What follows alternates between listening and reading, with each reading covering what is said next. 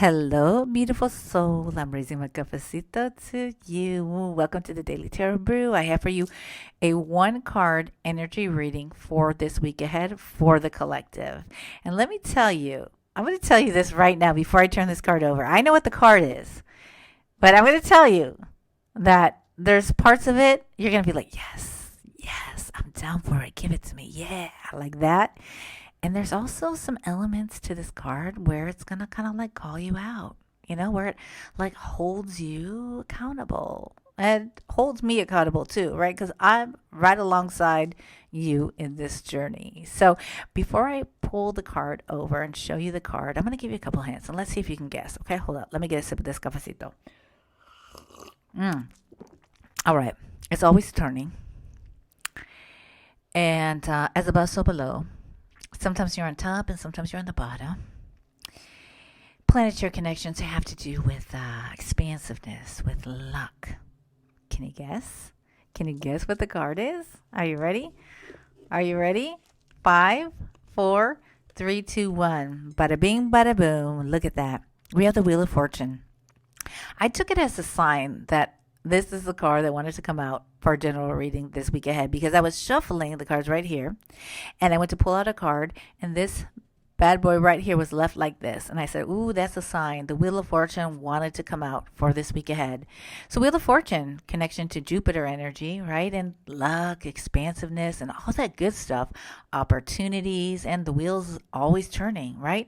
It always is turning. And I think one of the big things that the Wheel of Fortune reminds us of is that when things don't come to be, it doesn't mean that they won't ever come to be. Sometimes it's just not our time. Sometimes it's just not our time. And it's an invitation to root into hope and possibilities that when it turns just the right amount, it's going to be our time. Luck will be on our side. And, sometimes when things don't come to be, they're actually blessings. Sometimes when they don't come to be, it's because we weren't ready. We weren't prepared. And you got to make peace with that, right? I think that's another big thing of the Wheel of Fortune is like, how do you make peace with the past? With some of those missed opportunities that you think about, like, oh, I missed that opportunity. And you didn't really miss it. You learned from it. It wasn't your time, right? So how do you then focus on the present and keep your eye on the future? The big piece that I feel about the Wheel of Fortune, it's like it's great to be like, yes, luck is on my side. Things are coming my way. I love it. Yay. But I think there's a piece of the Wheel of Fortune that also calls us out, right? That's like, okay, yeah, luck's on your side and you're all down for infinite possibilities and expansiveness. But like, what are you doing? Like, what are your actions? Like, are you taking consistent actions to also create your own luck?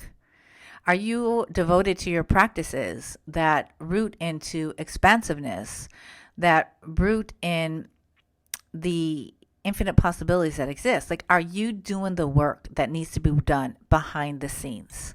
So if you missed opportunities of the past, what have you learned from them and how to be prepared for when they come along, right? Because the universe provides, no doubt. I don't think it's anything that we have to do per se, like really diligently, except for that, like keep on our path, keep taking actions and being very devoted in our practices. How do we learn and how do we grow? Because so often we can just think, and I think this is one of the biggest misconceptions about manifesting, is that we just write it out and then it's just going to come. Like the whole thing, you build it and they will come. Yeah, you build it, they will come. But there's a lot that needs to go down from when you build it and from when the people come. And so the Wheel of Fortune is also like a call out card to say, hey, the wheel is always turning and pretty soon it's going to be your time. What are you doing now to prepare for that? What are you doing now to have consistent actions to your devotional practices so you are 100% ready, even when you don't feel ready, but it'll be the time, right? Because your time is your time. What's meant for you is going to come to you. Continue doing the work. That's the message. It's a call out in some ways, right? Because it's really easy to just be like, oh, I'm just going to wish it. I'm just going to wish it into existence. And I'm not saying that does not happen, but there's an element of action. There's an element of action.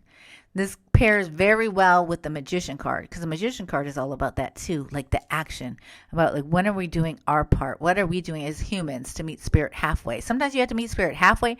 Sometimes you're meeting spirit a quarter of the way, and sometimes you're meeting spirit 3/4 of the way, and sometimes you're meeting spirit almost all the way.